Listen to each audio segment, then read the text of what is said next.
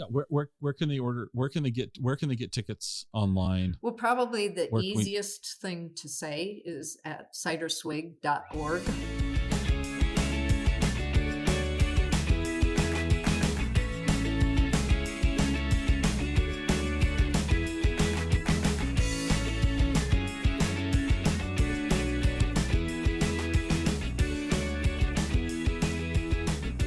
Welcome to the Exploring Washington State podcast. Here's your host, Scott Cowan.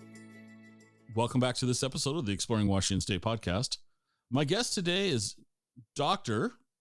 Right? We're going to say Dr. Julianne? Sure. We're going to do it? Okay. Ann Gustanski. And Julianne is one of the original 5 members of the Greater Gig Harbor Foundation, right?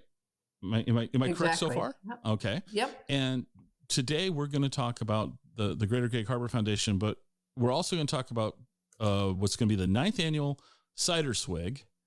And Julianne, why don't I kick it over to you? Give my guests some background of you, and we'll start with Cider Swig. So let's just your background, and then we'll transition into Cider Swig. Okay, that sounds good. My personal background? Sure. How'd you get to Gig Harbor? How did I get to Gig Harbor? It was a circuitous path. So my background, my professional background, is in natural resource economics, environmental law, and policy. And I had a couple of different lives. I've worked in the nonprofit sector, serving as the executive director of a land trust. I have been a professor. I have been an attorney, and let's see what else. And for a long time, I was almost a professional student, gathering various degrees from various universities, but all of those degrees basically came together into natural resource economics, environmental law, and policy. A lot of the work that I did in the early part of my career centered on land conservation. I've written a few books, many journal articles, a lot of it for about the first 2 decades of my professional career centered on land conservation. Oh. And then through a chain of various events, I ended up as a professor at Rensselaer in upstate New York. And soon after I was there, I was starting to have communications with a firm that was an economics firm based out of Oregon, and they really wanted to have, they wanted 2 things. They wanted a woman, PhD, and they wanted somebody who had a background working with tribes and with nonprofit organizations. So one thing led to another. I talked with them, and after about 4 trips from New York to Washington, I ended up accepting a position. I did that for about 8 months, and then said, you know what, that's a really long drive from Gig Harbor, where I decided was the community for myself and my daughter, who was maybe 9, 10, 11, something like that at that time. We'll call it preteen. Yes. Okay. And we had moved around quite a bit. From 3 until 8, she lived in Scotland with me, where I was both a student and a lecturer. And then we lived in Thailand for a bit, where I was then a professor as well. And then we lived in upstate New York, in Saratoga Springs. And then we landed in Minnesota for a hot minute, which is where I actually grew up. Okay. And then we went to New York, and then to Washington. And by the time we landed here, she said, "Yeah, could we just maybe stay here for a little while?" Okay. Well, let me ask you, where did you start your college career at? Where did you get your undergrad at? My undergraduate degrees are from the University of Minnesota. So, Okay. and yeah, so, but it was back in a day when they didn't have these bifurcated or conjoined degrees. So I convinced one of my advisors to work with another advisor, and I created a conjoint or whatever, a dual focused degree. Okay. And it was basically natural resources and law. What? So you're 17, 18 years old, you're starting college. What was the... Yeah, something like that. 18. Something like that, right? Yeah. Okay. So what was at that early age, that was the direction you wanted to go in. What do you think was the motivation or inspiration to pursue that educational path? Honestly, if I have to go back all the way back to about 4th, 5th, 6th grade, it was a time when Rachel Carson's book had come out, and we talked a lot about the environment, and we talked a lot about pollution. And I really liked rocks. And every time we went on a family camping trip, I would haul my father out to go rock hunting. And then I started liking the sciences. So it was kind of, as long as it had an IST at the end of it, by the time I was in 6th grade, I said, so I either want to be an environmentalist or a naturalist or a biologist or a geologist. As long as it had one of those things after it, that was okay with me. Well, so that was kind of then. And then by the time I got through high school, I really started to have a keen interest in law and particularly natural resource law. There had been some famous cases that were being resolved in the state of Minnesota. One of them had to do with the mining region and taconite and asbestos and all sorts of different things. So I started having an interest then. But still, I had told my parents, you know what, though, I think I'm going to get married.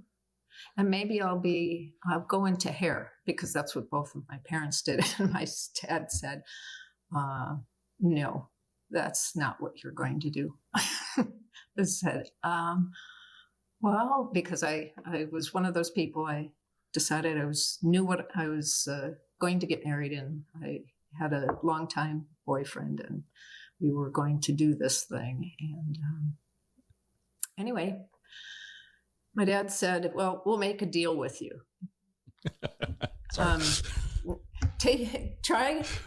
See if try a year of university and see if you like it. See if you find a different passion. But he said, I know that you are not going to be happy doing what I do, standing behind a chair 14 hours a day, chatting people up and putting up with their frustrations when they don't like what you've done to their hair or whatever. So,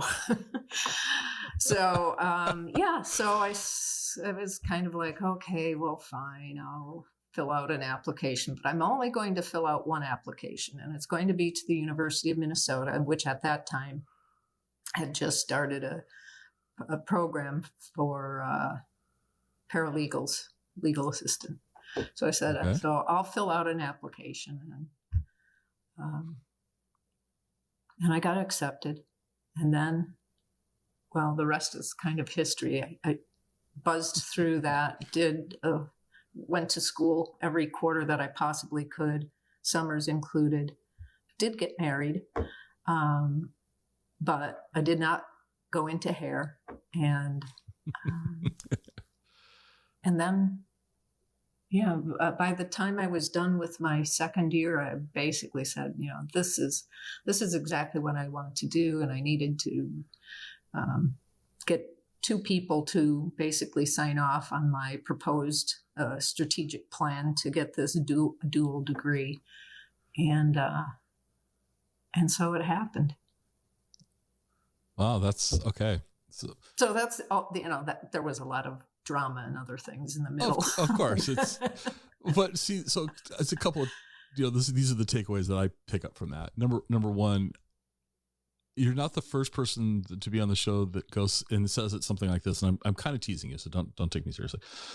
I liked rocks. Like, you're embarrassed by it. And so many people like kind of say it like, oh, I like rocks. Like that's something you wouldn't want to acknowledge, but actually there's so many people that think rocks. Them. I picked up fossils. Yeah. See, rocks are people think rocks are cool, but yet if you say I like rocks, most people I've noticed, they say it in this like self-deprecating manner, like, I don't know, I like rocks. Yeah. And so that was yeah. So I liked rocks. I still like rocks, but yeah. See, anyway. So they're pretty. One of the guests I had on at the very beginning of the show a couple of years ago now is a geology professor at Central Washington University, and this guy's got a YouTube channel with, I don't know, multiple thousands of followers. He's had a show on PBS.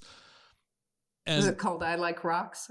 No, it's Nick. His name is Nick Zentner, and I'm talking to this guy, and I'm really early on in doing the show. He's like my 7th guest, and I was really nervous. I hadn't.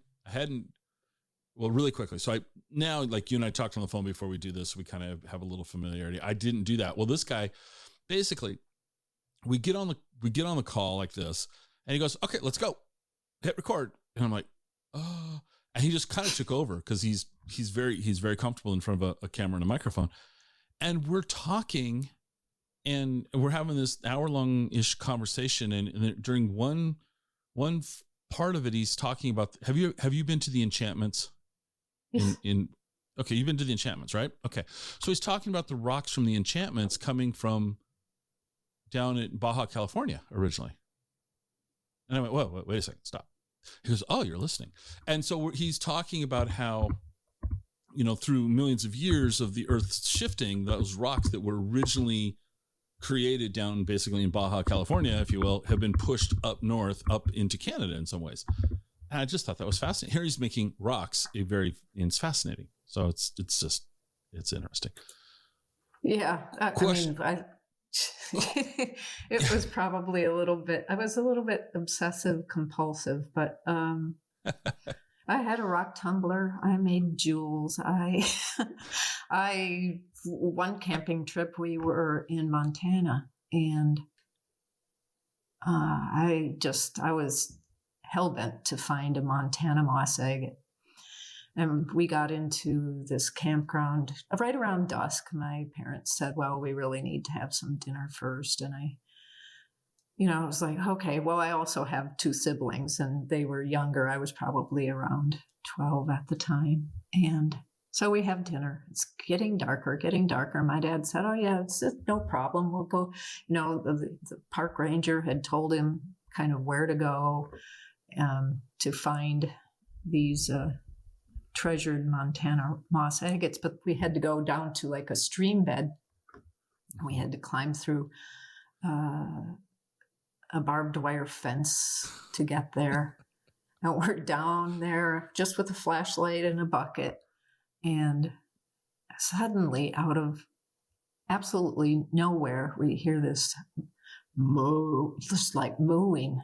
And my dad turns around with the flashlight, and there's this big bull, like right there, right in our face. And we ran very fast, and I got my pants caught on the barbed wire getting out of there.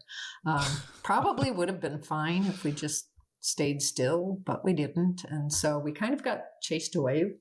And then, that's kind of how I learned that in the West, there is grazing on public lands, which I have come to actually analyze in my professional life, but I never thought I would be doing that. We also did not think that we would be. Pardon? Did you find the rock? Yes, we found a couple of them, but we were not down there for very long. And so the next effort to get a Montana moss agate was a lot easier. We just went into a rock shop. Okay. Way easier. All right. Last question of the backstory, if you will. You moved to Gig Harbor. Your daughter said she wanted to kind of settle down. Is your daughter in Gig Harbor still, or is she now moving around the world and traveling? She has moved around the world, and she has come back to Gig Harbor. Okay. Yeah. She did her undergraduate degree at a small, dually accredited American Swiss university in Lugano, Switzerland. Came back, did her master's degree at the University of Washington, MBA, and worked for a short period of time in commercial real estate, and decided that was not her gig at all. And when she resigned, the board of directors from the foundation were like, what do you think? We'd like to speak with Ariel. And they hired her. Oh, okay. And I'm still a volunteer 16 years later. So. Okay. Well, that's quite a fascinating backstory. Now we're gonna jump to cider, and that just seems like a really large jump from law and environmental work and that to jump to a cider. But when we talked on the phone, if my memory serves me right, the idea of the Cider Swig. So this is the 9th annual one, right? I think you took a year or two off because of the word that we don't like to say. Well, technically we still did it. But okay, it was that's right. Festival in a Virtual. box. Festival in a box. Okay. But now this started as a fundraiser to help fund the programs for the foundation, correct? Yes, to specifically provide funding for environmental grants. It's an environmental grant program called Lou Windsor Memorial Environmental Grant Program. Okay. So yes, it funds everything from environmental education to on-the-ground conservation, restoration, things that fundamentally benefit the KGI watershed, which is the watershed in which we live. Okay. So this year, it's going to be held at the LeMay Museum in Tacoma, which I think is kind of humorous that a Gig Harbor organization is coming across the bridge to Tacoma, but I kind of give you a hard time. But it's because it logistically, it makes sense. It's a good location, lots of parking. Yes. I mean, basically the festival got too large for the location that we had been at in Gig Harbor. There just wasn't enough on-site parking, and the parking started spilling into the arterial roads. And the last year that it was in Gig Harbor, it also rained pretty heavily the morning before. So the fields were quite mucky, not being specifically designed for people to be trouncing around on them when they're wet. And we looked. It was after that Cider Swig in 2019 that we started really evaluating how are we going to do this? If this festival keeps growing, how are we going to do this? And we're all volunteers, and we had talked about, well, maybe if we just try and spread it out over 2 days. And we all looked at one another. It's like, oh man, our bodies hurt so bad after one day. How are we going to do 2? And so, so we looked, and we even looked to like South Kitsap to see if there was a possible location, but it wasn't. I mean, when you're bringing that somewhere between 2,000 to 3,500, 4,000 people in for an afternoon of fun, that's a lot of cars. This is America. A lot of people don't put 5 or 6 people in a car and head anywhere. It's 1 or 2, right? So you're anticipating so what we've got for this year, depending on when somebody's listening to this, but we're talking in early September of 2022. The festival this year is the September 24th And for this year, you're anticipating A couple 4,000, couple thousand people. Couple thousand. One of the things that we aren't doing this year, which was kind of the gem of, or one of the gems, the cider is the gem, but one of the nice things about what we did when we put this all together was we wanted it to be family friendly. Mm-hmm. So many festivals like this, I mean, they are 21 and over, but we wanted it to be family friendly. Well, not that we were trying to encourage young children to taste cider, because obviously that's against the law. But we found a way to have a separate cider garden where people could go and enjoy, but then we would have all sorts of different games, bounce houses, like a big apple launching with targets out in the back, pie contests, just face painting, like a small town festival. Okay. And that was a huge draw for families. And the other thing that we offered that was really unique is we call it the applet zone. And you can basically, for a very small fee, that was like $8 or $9, drop your sprogs off for up to an hour.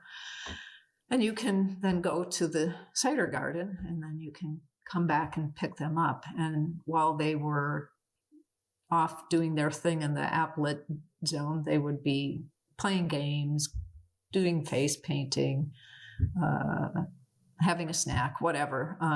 Under the foundation is a nature-based preschool. And so our teachers would basically run that drop off. And so you had to be potty trained. So kind of like ages 3 up until 10, the older kids didn't necessarily want to be there, but we found ways to make it fun for everybody.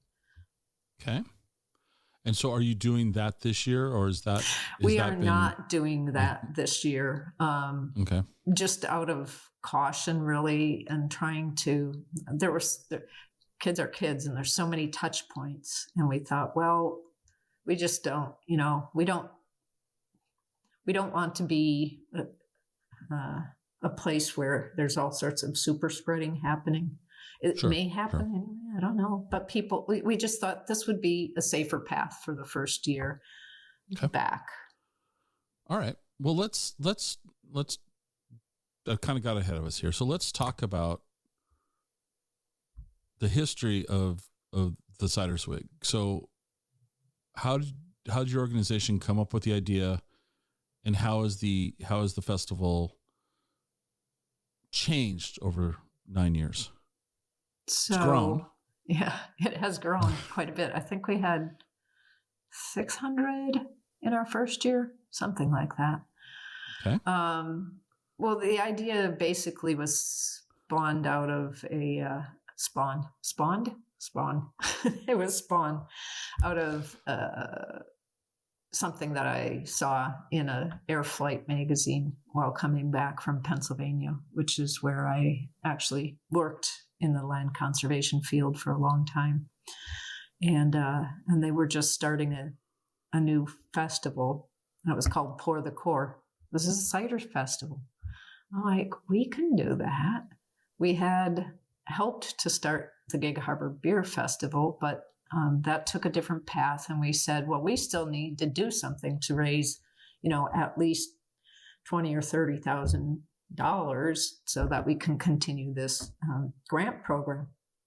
And so when I got back, I brought the magazine and I said, and the way the foundation is set up is we have 5 core areas: arts and culture, education, parks and environment, recreation, and social capital. And social capital is kind of a catch-all for the work that we do related to local food insufficiency or hunger, and our senior center. So anyway, we had a CAB meeting Parks and Environment, which we call P&E CAB. We had a meeting within a day or two of when I got back, and I pulled out the magazine. I said, I think we should do a cider festival. And they kind of all looked at me like, cider, like English cider? I said, yeah, well, kind of. And then we talked a little, and I had spent, I lived in Scotland for close to 11 years of my life. And I came to know and like cider. But cider was just starting a resurgence in this country. And so I'm like, I think it could work. I think it could be good. And anyway, we kind of got everybody to consider it. And then we started planning for it. And then it was kind of we do a lot of things in groups or small groups. And so even the name of the event took many different group meetings before we came up with Cider Swig. It was like, no, we can't do a Gig Harbor Cider Festival. No, we wanted to be more general than that. So, okay. So that first year, now, let's see, help me with math. That'd be what, 2014. So there was nowhere near the number of cider makers in Washington State that there are today. It was growing, but it wasn't, you didn't have, what is it? There's don't quote me on this, 130 plus cider makers. Yes, there's many, yeah. many. Yeah. And they're of all sizes and dimensions. Right. So that first year so you had 12. This idea. Yeah. Okay. So you had this idea, but were the cideries on board? When you started approaching? They were, yes. And okay. I mean, that first year was also the year that my daughter turned 21. So in kind of lining up the most nearby ciders, we spent her birthday weekend up in Port Townsend, and then we visited several cideries, Eagle Mount and Alpenfire, and maybe there was one other one. Probably Finn River. Finn River, that's it. And mm-hmm. Finn River was still back on the farm. Mm-hmm. But yeah, so we visited and we sipped cider and introduced them to this festival, left a piece of paper with them. And then we kind of did the same another weekend with some friends. And so that first year there were 12 that participated. And the furthest away was Pair Up from East Wenatchee. Okay. And I think that they had just gotten started. I mean, Mark, I believe it is. It's Mark and Kevin, two brothers. Mark comes with a couple of kegs, doesn't even know how much he should be charging for the kegs, because I mean the deal is you pour the cider, and at the end of the day we'll reimburse you for whatever cider you have sold. Plus we had a little tent area where people could buy things that they liked when they were there, but at that time not even all of those, the ones who participated, weren't all doing bottling or canning. So it was only those who actually were a little bit further along in the process that had stuff to buy. But it was a good day. It was 12 tents and about 600 people, and we all had a good time, and we said, okay, this worked. And so And we went forward from there. And there's still a couple of people who were part of that very first Cider Swig who also have been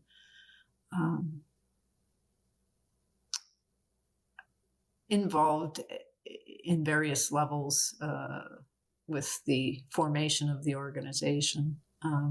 So there's a few diehards like myself who just don't know if we don't know any better or what. But we have a couple of people who have been around all 16 plus years. Wow. All right. So year 2, how many cideries showed up for year 2? I think we were up to 16 then. Okay, that's good growth. And then, then it went to like 24, and it kind of hung around 24 for a number of years. Most of these enterprises are small businesses, and many of them are not they're not their primary source of income. It's changing for some of them. It now has become, but it didn't, but many of them is, there's all sorts of different stories that we learn, it's like from people who are doing it now and with their brother, but they're retired, to people who are, had an idea and they're like, oh, okay, well, this is fun. And now they're doing, they quit their day jobs and now they're doing cider. So this year, what cideries are going to be at Cider Fest or Cider Swig? I'm going to call it Cider Fest all along, just because that's just. But anyway, Cider Swig, which is actually a much better name. But who are you? Who's agreed to participate this year? So this year we have, we have about 32. Maybe it's 34. Wow. I don't know. The number keeps kind of changing. And as in past years, the predominance of cideries attending are from Washington and Oregon. We used to actually have more coming from Oregon, but I think, life has changed for everybody, and just even the idea of traveling this far and burning up so much gas, who knows what. But there's also, so in both states, there's all of the dimensions of cider making have changed, and a lot of them now have their own establishments, right? They have a tap room, or they have a little restaurant with a tap room. So a lot of things have changed, but we have Two Town Cider House, 19 Acres Cider, Ace Cider, which is the first ever California cider that we will have, Avid, Bad Granny, Bauman's, Black Fleet Brewing, which is not cider at all, but they are one of our local brewers, craft beer. And they will be doing both beer, and they also make root beer and cream soda, I think it is. So they'll be pouring some non-alcoholic beverages. Bushel and Barrel, which is from Kitsap County. Channel Marker Cider, Cockerel, is from Pierce County. Puyallup. Yep, Puyallup. Discovery, which is a newer cidery based out of Tacoma. Dragon's Head from Vashon. Fierce County, another Puyallup-based cidery. Finn River. High Desert Fermentation, which is a new one that just signed on from the Yakima area. Incline, Locust.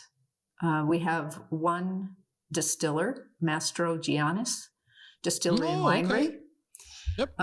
Millhouse, Nashi Orchards, Offset, Old Swede. I think Old Swede is probably from the furthest away. He's from up in the Tonasket area. Oh, okay. So it's like a 5.5 hour drive. Yeah, you can't get to Tonasket in less than 5 hours from anywhere, even next door. Tonasket is one of those places in the world that you just can't get to, and I got to go there tomorrow. So, One Tree, Pair Up, Puget Sound, Rattlesnake Hills, Renaissance Orchards, Republic of Cider, Seattle Mead, Schilling, Sig's Brewing, which is another local beer maker, Sky River Mead and Wine, Snowdrift Cider, Spin Cider, and Tart Cider. And that's who we have right now. Something inevitably happens every year, where something happens where people suddenly can't make it, and somebody new shows up. So we do plan on having about 30 to 32 2-ish cideries, plus these other few libationistas. But see, that's smart because not everybody likes cider. Not everybody likes wine. Not everybody likes beer. So if you were having just a beer festival and all you had was beer, my wife might not want to go along. Okay. Whereas if it's a wine thing, I might not want to go along. So having something that I might enjoy or somebody else might enjoy is, I think, smart. We started doing that a few years ago, and it was more like, well, you know what? They're local, like Heritage Distilling. They're local. Now they're huge, but when we got started, they were in their process of becoming huge. Or there's Olala Vineyards and Winery.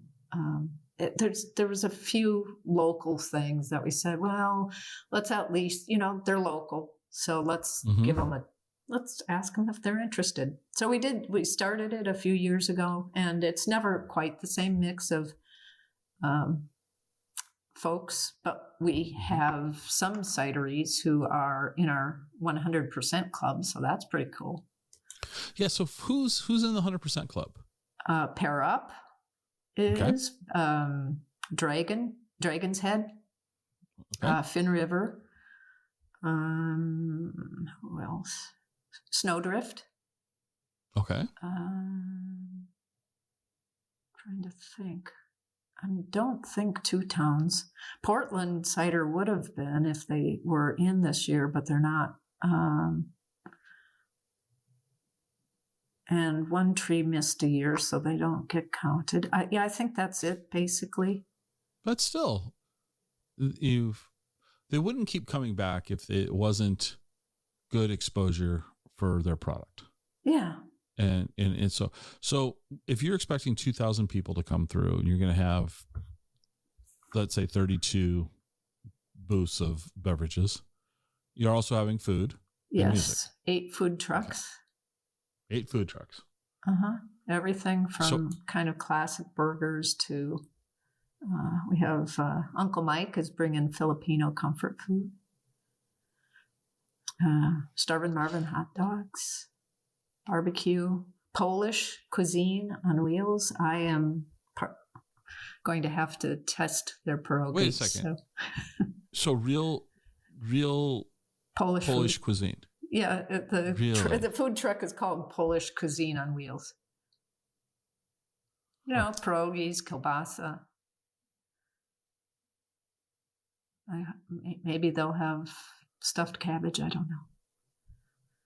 The reason I'm asking you is an earlier guest is a chef, and she was born in Poland, grew up in Chicago, moved to Seattle. And we were talking all about how she got started cooking. And so it was cooking in the house, for the family and all this stuff. And she was, grandma was preparing, traditional Polish food and blah, blah, blah. We're talking about all this stuff. Well, she has a pop-up business, and she does Austin, Texas inspired breakfast tacos. So nothing to do with Poland at all. And the tacos are amazing. I went to the Lake Forest Park, farmer's market where she was at one day, and I was just like, wow, these are delicious. But anyway, when we were talking, she kind of was talking about Polish food, and I'm just like, I'm going to give her a call and say, hey, you should go down to Tacoma and see what's there. Yeah, it's I think the food truck is out of the Seattle area. It's not okay. This is the first time they will be working with us, and anyway, but yes, Polish cuisine, and all right. And the pie bar, which is has savory and sweet pies, Jamaican food, Jigos. Oh, wow. Okay. And so and every year we have a slightly different mix of food. Arnold's Happy Days, which is classic burgers, wings, fries, that kind of stuff. They will have been with us a few years, as the same with Boss Mama's Kitchen. And she does some awesome grilled cheese sandwiches. And then live music is more local musicians? Yes, some of them are very local. 2 of the groups are actually from Gig Harbor. So the Shy Boys, which is our closing band, They're kind of everything from, I don't know, kind of like country pop, mostly. Mm-hmm. I would say mostly like rock and roll covers from anywhere from the 50s through today. Okay. And Spare Time is they are dueling fiddles, twin fiddles, two women who have been fiddling together for a long time. They don't have a huge web presence, but they're pretty awesome, and they're local, and they support the foundation. Charlie Meacham and her husband Chuck have been supporters of the foundation in many different ways, and Chuck was actually on the first team that helped organize the Cider Swig. So anyway, and then we have two not Gig Harbor based, but Seattle based, so kind of bigger bands, first time ever, really. The Apollo Trio, which is a great group, really fiery approach to lots of different genres of songs, but doing them in their own way. And it's jazz, basically. And then I came to learn that the lead, James Apollo, is actually from Minnesota. So I'm like, okay, well, there's another person from Minnesota. And then Birch Piera and the Gin Joints, which is probably the biggest group, and by not like in number, but just like in kind of their territory that they cover. And they have been regulars on KNKX, and again, kind of a blend between jazz, Americana, swing, rock and roll. Very cool group, and we're really excited. I mean, it's an awesome lineup. The music is going to be awesome, and kind of 4 quite different bands, everything from 2 people fiddling to 5-person rock and roll. So an event of this size with 34 vendors, food trucks, musicians, super easy to put together. Probably took you guys a weekend to coordinate everything, and then you spend the rest of the year doing nothing. Yeah. Absolutely. Right. Okay. No. It's an all-year process. I'm going to guess it's an all-year process, but it should be. But we usually have like 2 months of recoup time. We're like, okay, we did that. It happened, and then by the time we forget how much we hurt the day after, we're back at it by January. So really, from this 9 months worth of prep and coordinating and all of that to get this together, and for an event that really is 6.5 hours, because it's 11:30 to 6 on the gates day. Open at 11:30, but only if you purchased your ticket in advance. If you didn't purchase your ticket in advance, you'll be waiting until 12 and in a line. So and that's if we have tickets left. We only purchase so many little cider cups, so that's how we define how many. When we sell the last little cider tasting cup, that's it. We're sold out. You're sold out. Yeah. Okay. But all this effort is for a 6.5 hour experience maximum for the audience, not for you. It's a year-long experience. It has. Is this your first year? This is not the first year at LeMay, correct? Did you do? It's our LeMay? first year with live festival at LeMay. So after we looked back in 2019, through 2019, we said, okay, we really do need to try and find a different location because of so many things. And then a little thing called COVID came along around March. Not familiar with that. Of 2020. And then we were like, oh, maybe we won't be having a festival. I think we still were a little bit hopeful for a while. And then we said, okay, that's definitely not going to work. So we basically, it's like, so how do we still make this happen, but not in a way where everybody comes together to, commune and cavort with one another.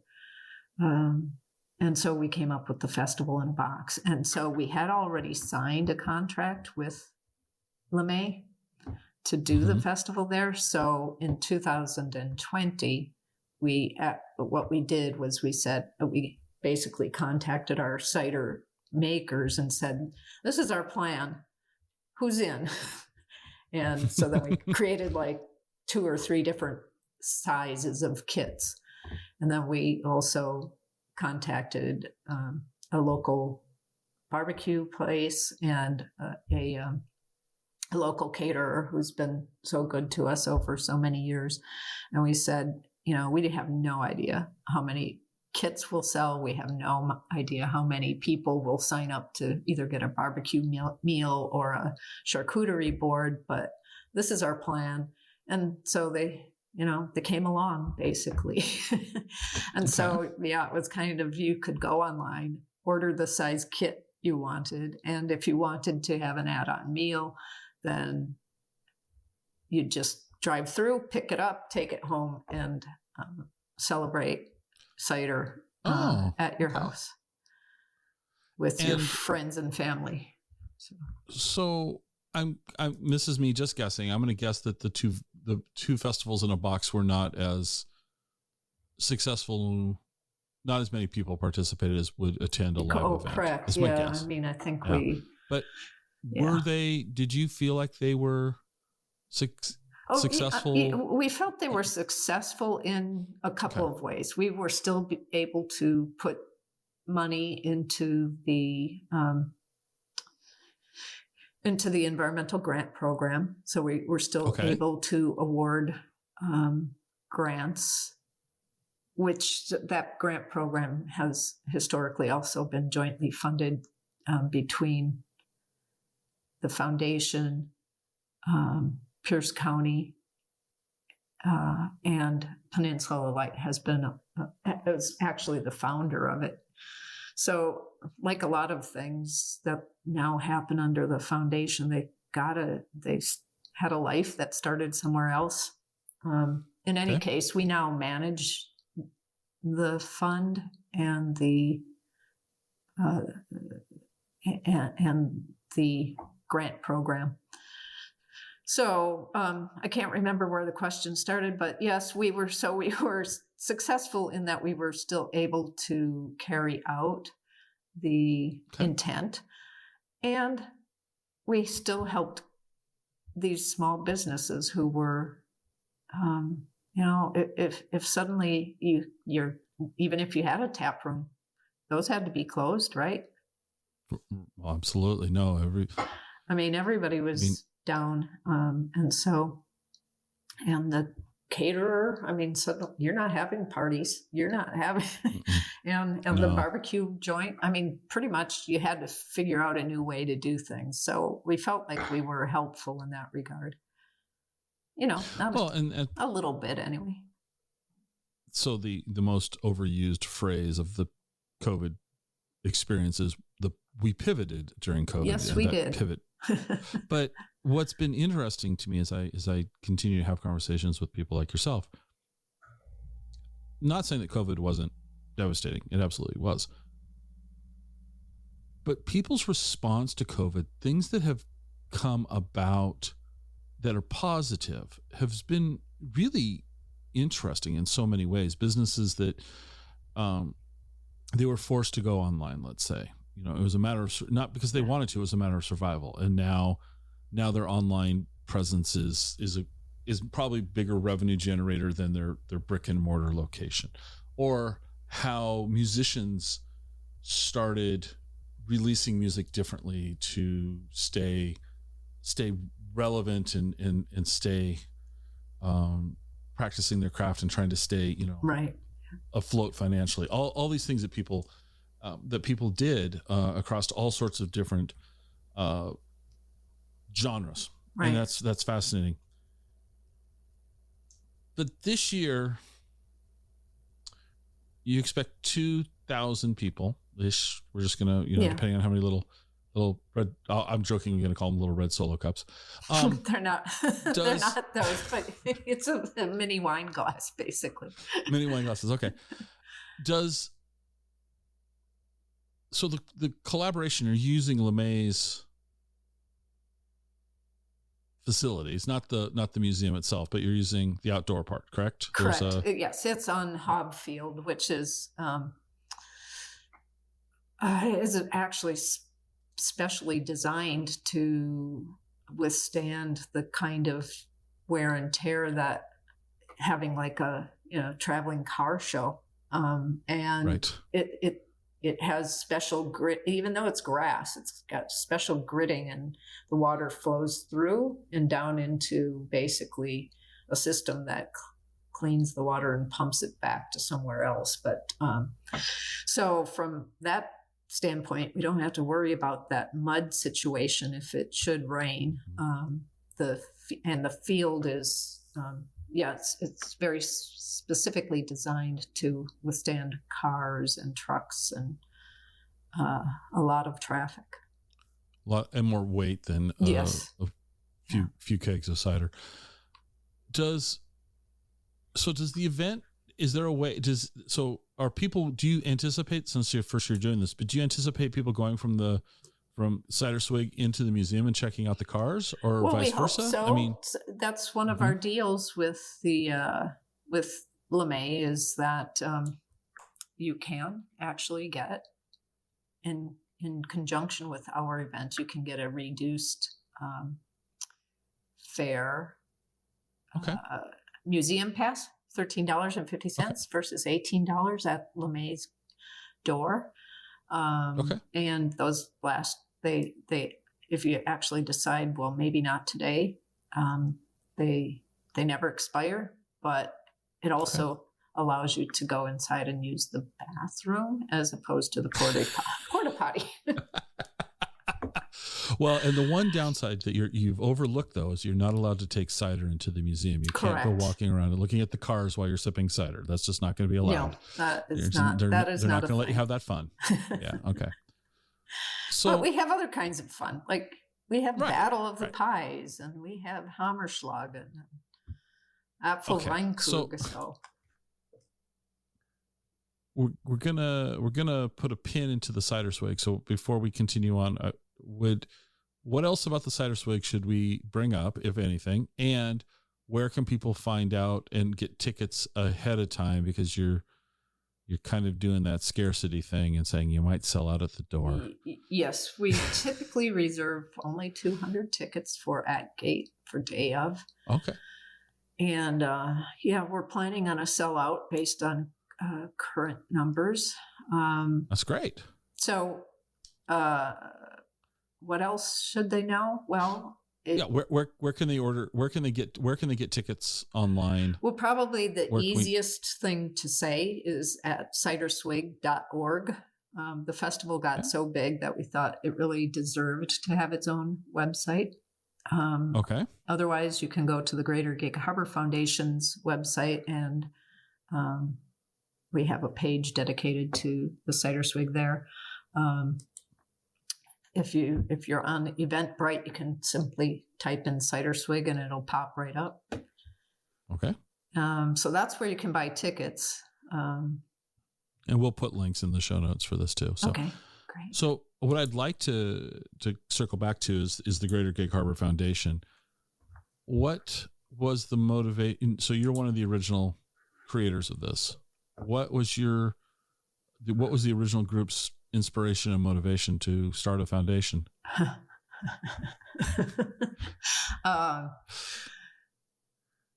So I think I had lived in Gig Harbor all of 4 years, and I decided to attend a local meeting at one of the schools, one of the elementary schools, because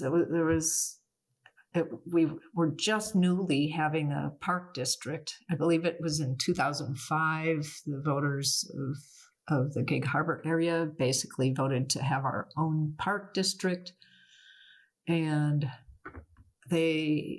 so suddenly, boom, we have our own park district. We had one employee who was the park director, and we had one part-time employee. The park district didn't have an office. They worked out of the kitchen of the one part-time employee. And anyway, Okay. there was a group of citizens in our community who came together at the inspiration of one gentleman who's no longer with us, but his name was Vernon Young. And there was a 19 or 20 acre parcel of land very near where I lived at the time. And they were having a community meeting about this 20 acre parcel of land that basically he coerced 5 families to come together to help buy it from a developer so that it could become a park one day. And since I had this long history of working with land conservation and land conservation and community efforts to do a wide variety of things, but everything from working on historical lands to parks, I thought, well, I'll go to this. And I had just recently come off of tearing my Achilles tendon, so I hobbled in on crutches, listened, and there was it was in a elementary school cafeteria. So they had the cafeteria tables out, and there was, I would say, 20, 30 some people there.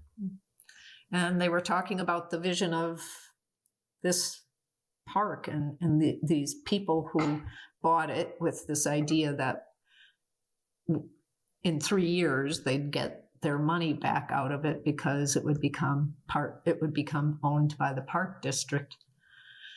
And anyway, so the park district's new executive director was talking about kind of the vision, and one of the representatives from this group of 5 different families who basically bought it, and then Vernon Young.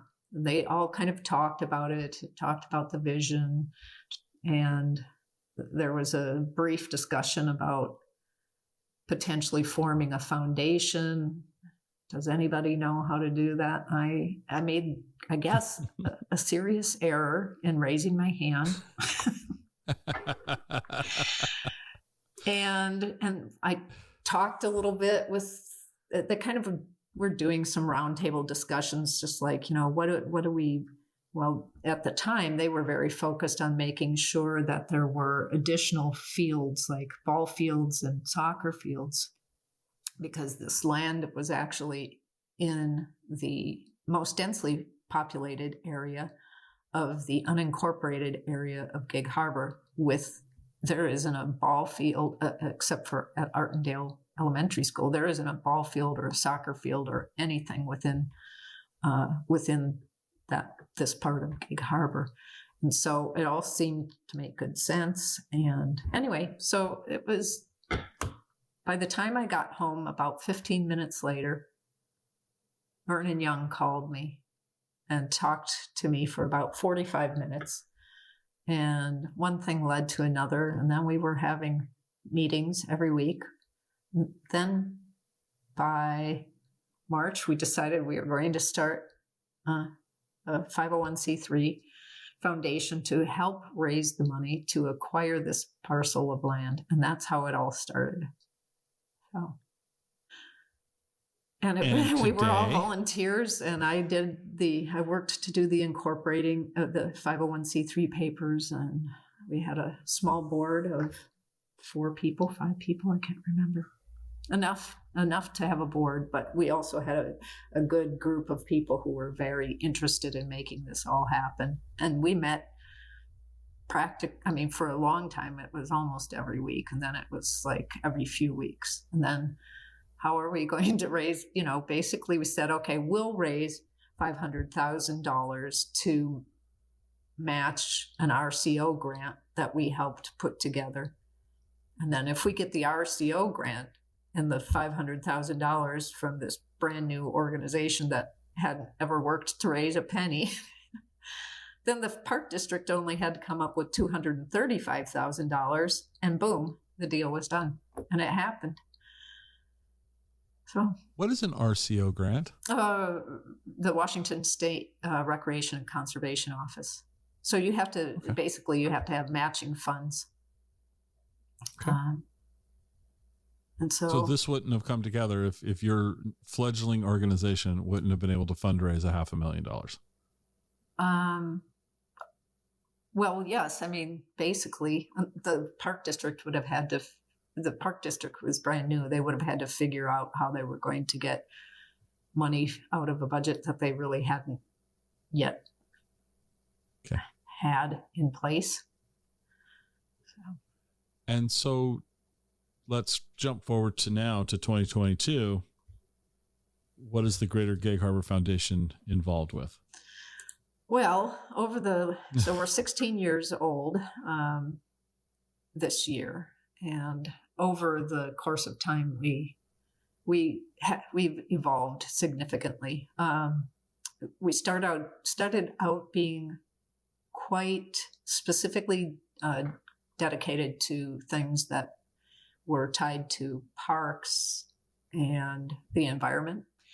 But as we were coming into, I think, like our 5th year, maybe 4th, there was a group of community members who were very interested in doing a boundless playground. And this was the first effort that it's still in a park, right? But it started taking us into an area that was more about meeting social and other types of needs in the community. So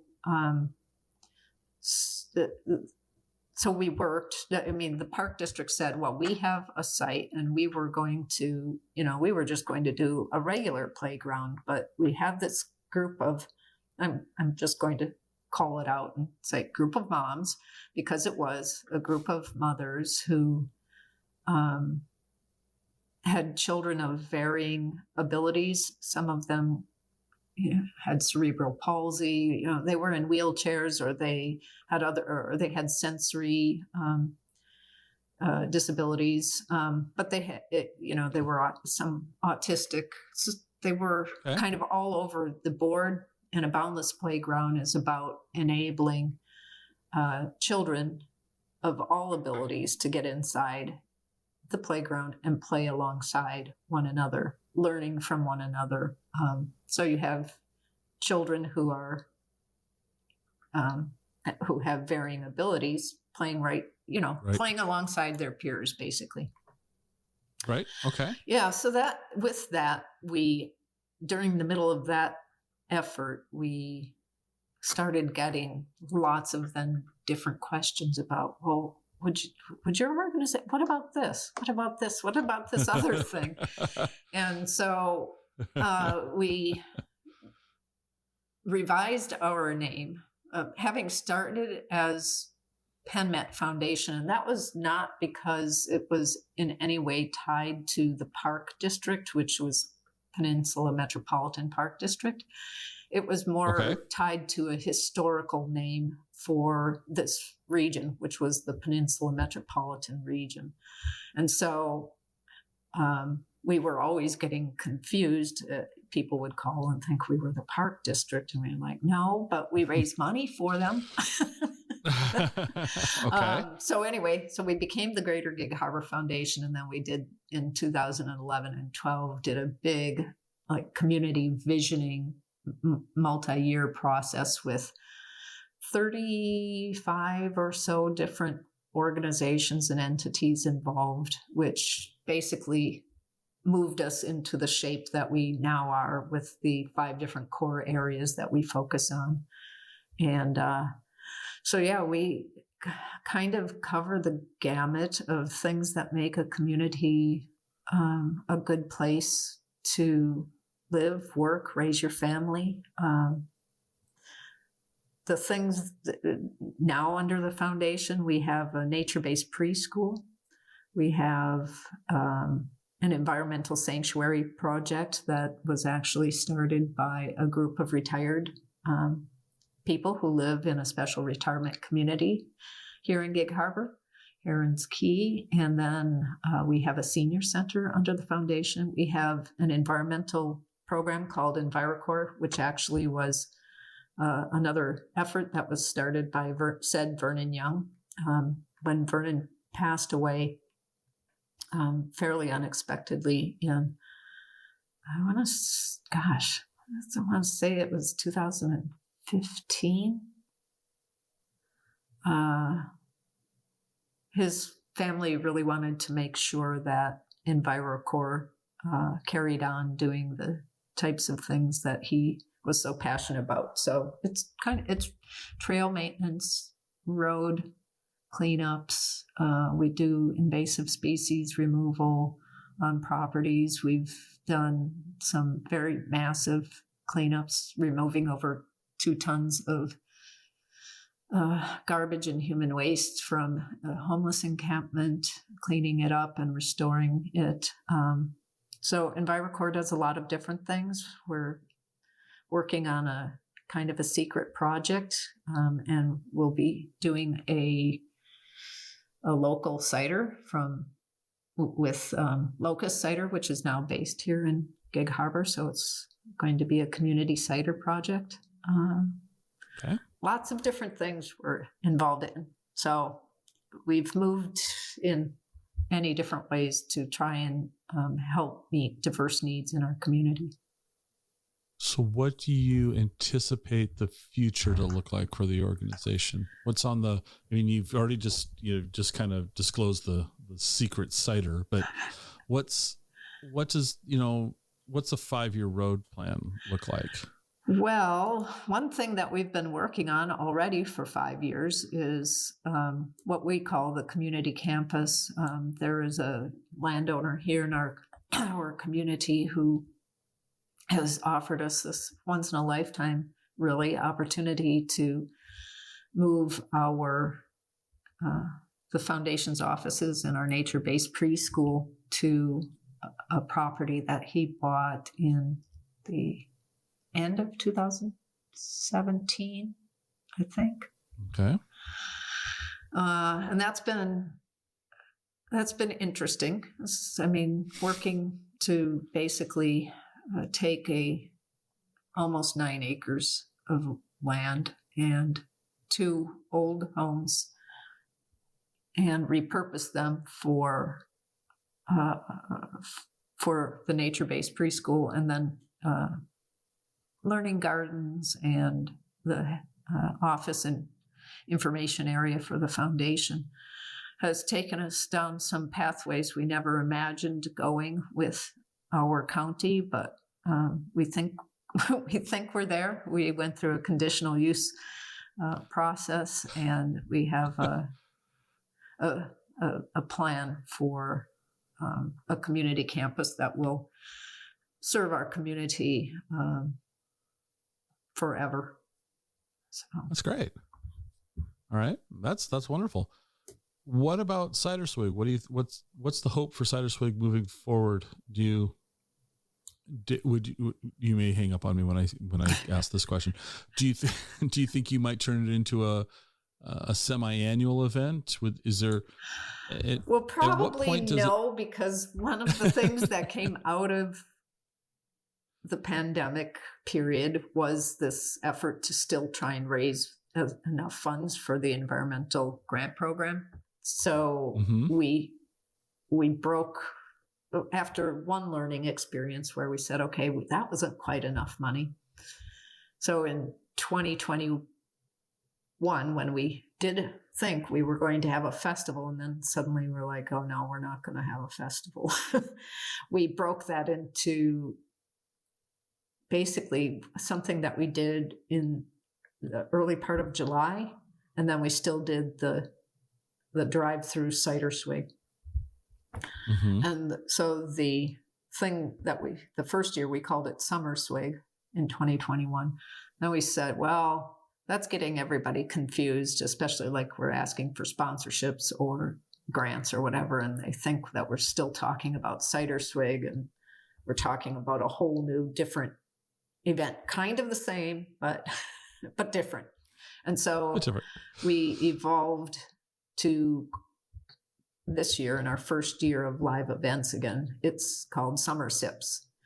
And Summer Sips is anything you can pour out of a bottle and drink from the 253.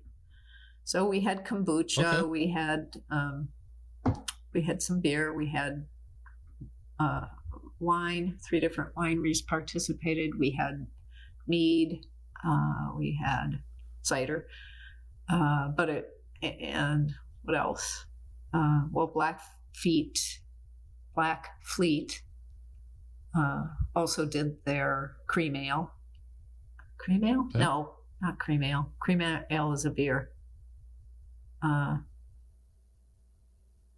Vanilla cream soda, something. Cream soda. Oh, okay. Cream soda. Cream soda. Okay. So, yeah. So no, we probably won't, because the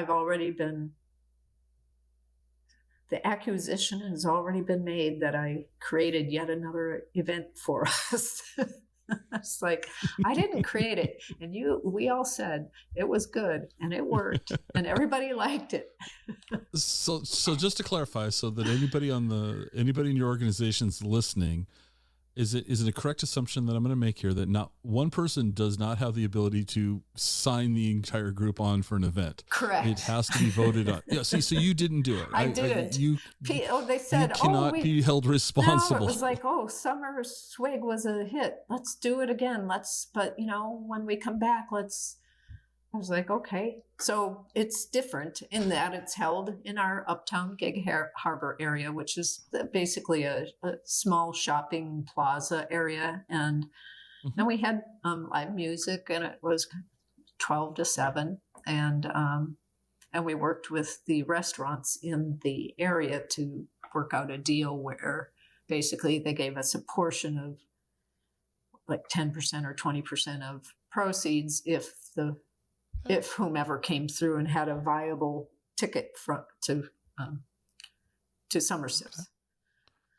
All right. See, yeah.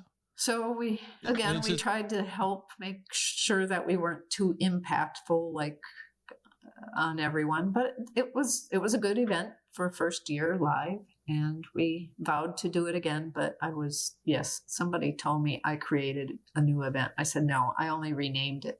It's like we just have them listen to this episode where we've given clarity that you did not do that. You it was not me. Do not shoulder that responsibility. No.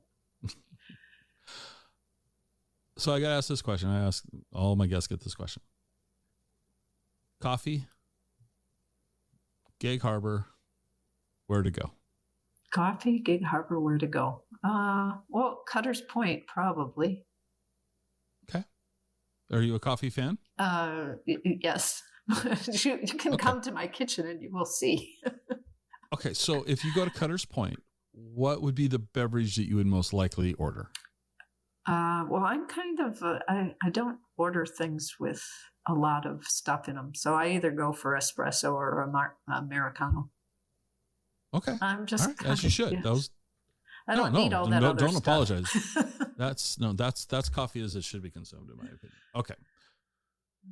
Where's a great place around Gig Harbor for lunch that I might not have heard of? I mean, there's a couple of places in the harbor that, have really great name recognition, which are great, but something that's a little,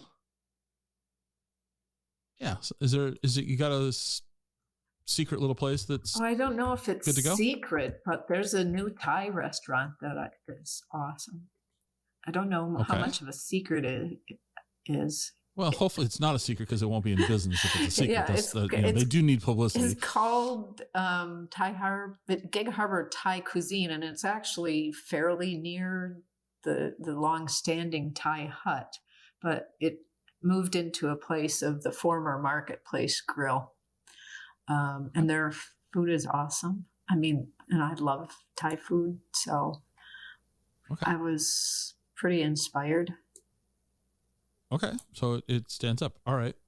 When you're not doing all these things where you're creating events to run and negotiating with the county for land use and, turning 9 acres into, all of those simple, fun tasks, what do you like to do for fun and recreation?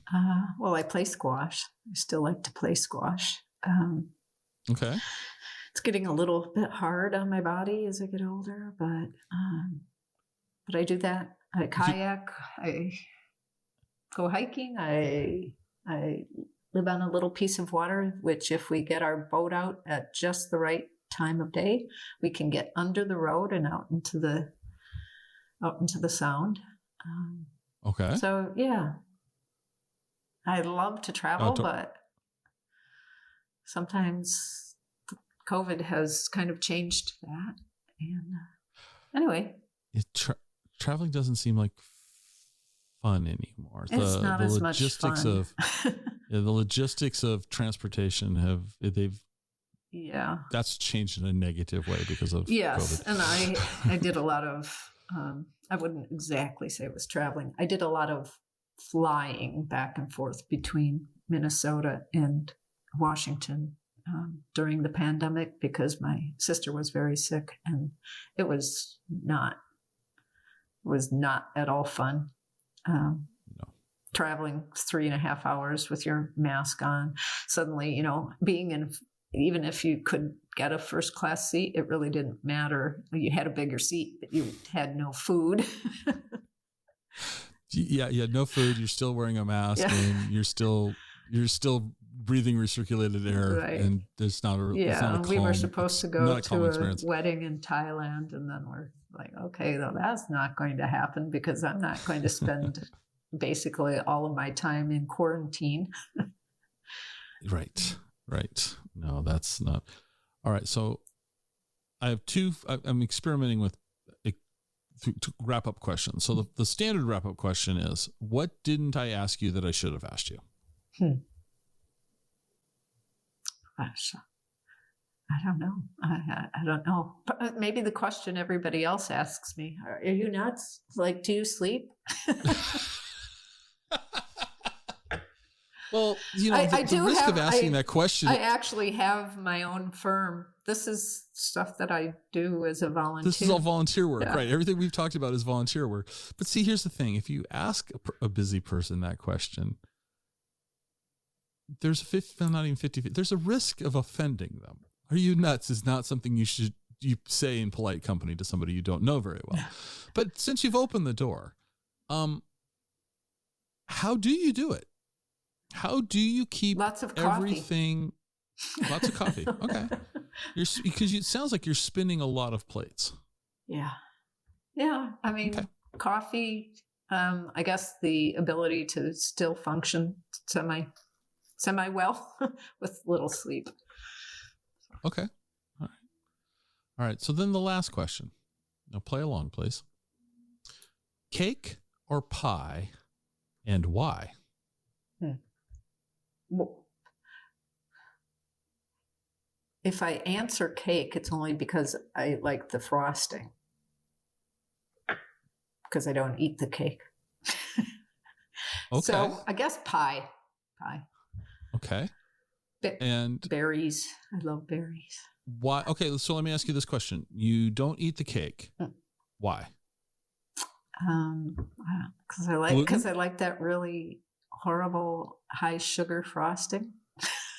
Okay, so no, it has nothing to do with gluten.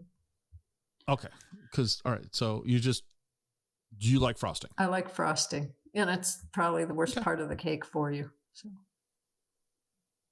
I'm sure it actually isn't. Probably, I'm sure it is, but it's okay. So you like the sweet sugary frosting, okay? But pie, and you said berry, so you'd go with like a berry pie. Yeah, or apple pie, but okay. I usually go for whatever I can make from my garden. So I have blueberries, and I have apples, and I have lots of blackberries. Okay. So, well, you have a part of your organization cleans up invasive things. So couldn't they come and get your blackberries? Yes, for you? they could. Those are... But I pick them and I make jam, or I freeze them, or put them into pies. Okay.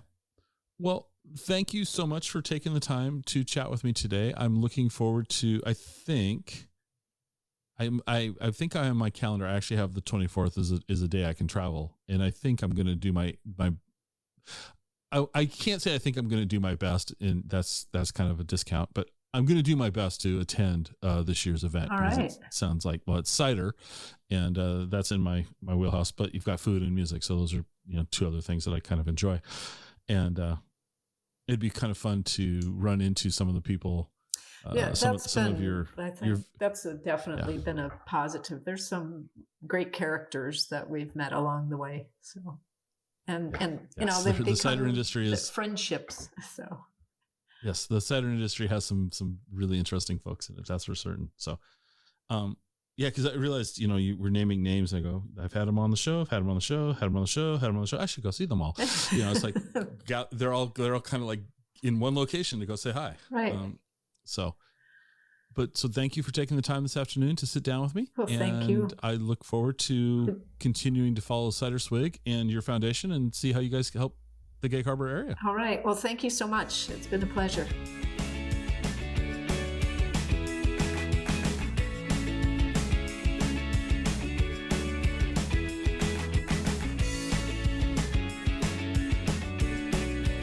Join us next time for another episode of the Exploring Washington State podcast.